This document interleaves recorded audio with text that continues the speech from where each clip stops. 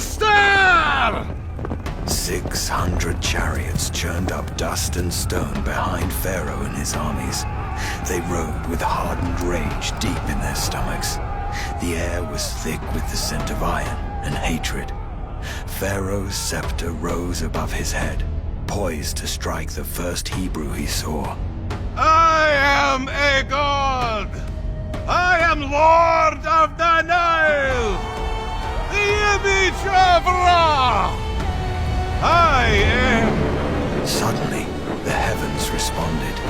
The chariots were halted by a pillar of fire falling from the sky. The heavenly inferno raged before them with white-hot intensity.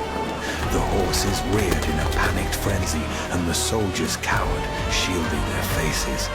The heat singed their brows, but Pharaoh wouldn't relent. His fury burned just as fierce as the heavenly flames. Violent rage dripped out of him like sweat. He knew the Lord had challenged him, but even after all the plagues and destruction, Pharaoh refused to bend a knee. You will not rule over me. If I can't hit them big, I'll kill them. Their blood shall consecrate my reign. They will know that I am Pharaoh. The children of Israel stood in front of the sea. The waters churned violently, a dark and chaotic symbol of death. Terror carved deep lines into their weary faces as they stood paralyzed, the sounds of Pharaoh's approaching fury growing louder behind them. They were trapped between their oppressors and the abyss. A mighty eastern wind blew through the canyons, churning the water's edge. The breath of God was near. Moses looked back at the raging sea.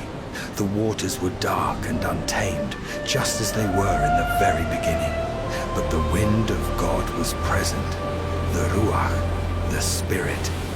Everything went silent for Moses, as if he was suspended from space and time. The clamor of the crowd faded into a distant echo. He gripped his staff tightly, brow furrowed with righteous resolve.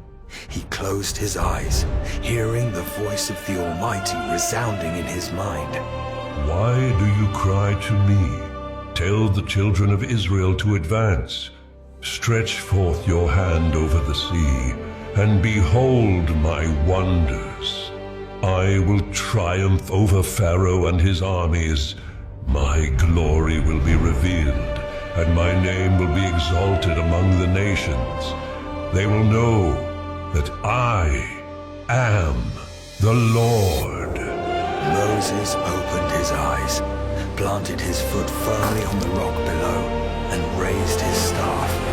The breath of God blew from behind his chosen people. The wind cut through the sea like a razor, dividing the waters into two great walls with dry land between them. The people fell back and beheld the Red Sea yielding to the will of